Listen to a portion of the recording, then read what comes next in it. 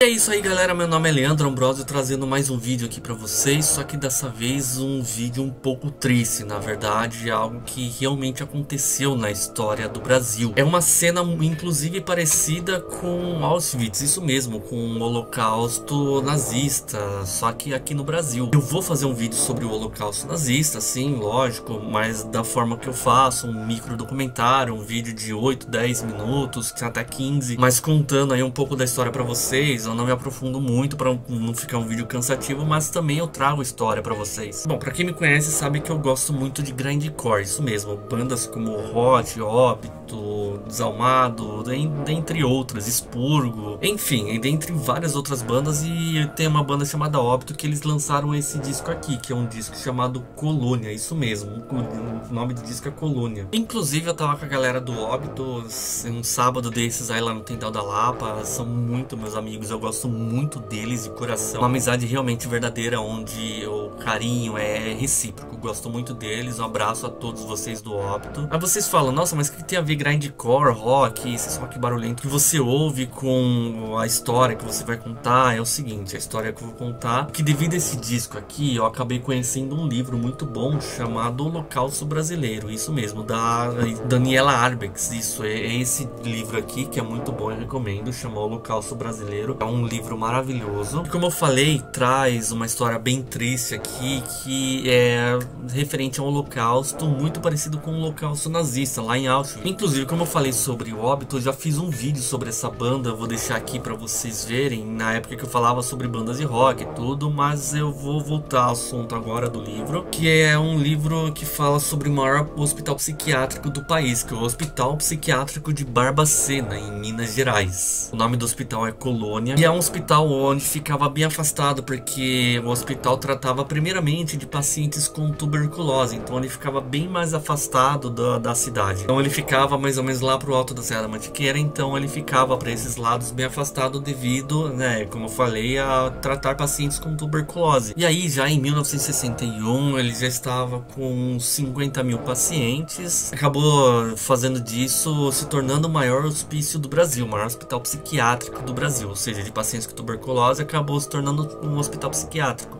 Pasmem, na década de 30, assim, era enviado todo tipo de gente, não só quem realmente precisava de tratamento psiquiátrico. Por exemplo, eram enviados pessoas com alguma deficiência mental ou física, no caso algum cadeirante, no caso alguém que era andarilho e não tinha documento. Aí a polícia pegava lá e levava para o hospital prostitutas, autistas, as mulheres que engravidavam dos seus chefes ou até mesmo dos próprios parentes. E aí tanto os chefes quanto esses parentes que abusavam das filhas, e as filhas engravidavam, ou netas, ou sobrinhas, e aí elas engravidavam e eles não queriam que ninguém soubesse, aí mandava para o hospital de Barbacena. Só que lá era tirado tudo dessas pessoas, documento, a pessoa não tinha roupa mais, tinha que só usar uma roupa fina, que era a roupa do hospital, era como se fosse um pijama do hospital também, outra coisa que assemelha-se muito ao Holocausto de Auschwitz. Ou senão aquela filha que lá tem irmãos e os irmãos ganhavam mais e ela queria ganhar também uma porcentagem mais, o pai mandava para lá. Pessoas LGBTs, prostitutas, alcoolistas ou alcoólatras, não sei como se fala hoje em dia, mas acredito que seja alcoolista e não mais alcoólatra. Ou seja, cerca de 70% das pessoas que estavam lá eram jogadas dentro do hospital como se fosse lixo humano, exatamente. Não eram pessoas que realmente precisavam de alguma orientação psiquiátrica, não, eram pessoas que eram vistas como lixo humano, mães solos, enfim, todo esse tipo de gente que eu já citei, e aí eram jogadas lá, então é muito triste saber disso. E aí, para vocês terem uma noção do quão era parecido com o Holocausto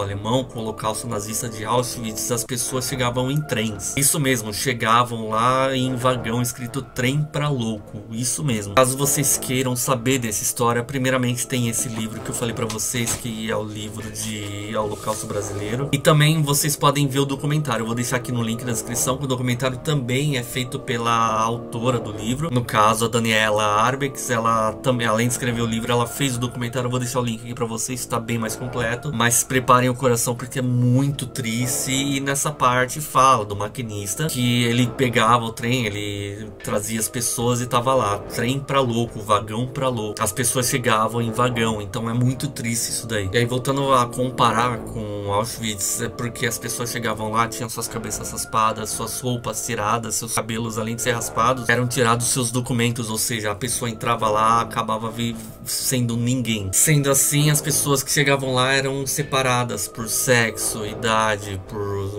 a sexualidade, como eu falei, se é LGBT, ou se não, se a pessoa é alcoólatra. Ou seja, após a triagem, as pessoas eram separadas por pavilhões. E já os pacientes que, como eu falei, muitos ali não tinham problemas psiquiátricos e alguns eram até bem de saúde, tinham uma certa força física, sim, e aí esses daí eles eram mandados para serviços braçais. Por exemplo, muitos ali que tinham força física eram mandados para trabalhar como pedreiro, servente de pedreiro, jardinagem, faxina, trabalhar em construções, entre outros. E detalhe que eles não recebiam nada por isso, o máximo que eles recebiam era uma comida ali, uma espécie de sopa que nem alimentava direito, que muitos ali acabaram até falecendo devido à fome e acabavam trabalhando no serviço escravo. Ou seja, eles acabavam passando dificuldade dentro do hospital, e inclusive o hospital começou a passar por problema financeiro. E aí quando o hospital começou a passar por problema financeiro, tiraram as camas dos hospitais,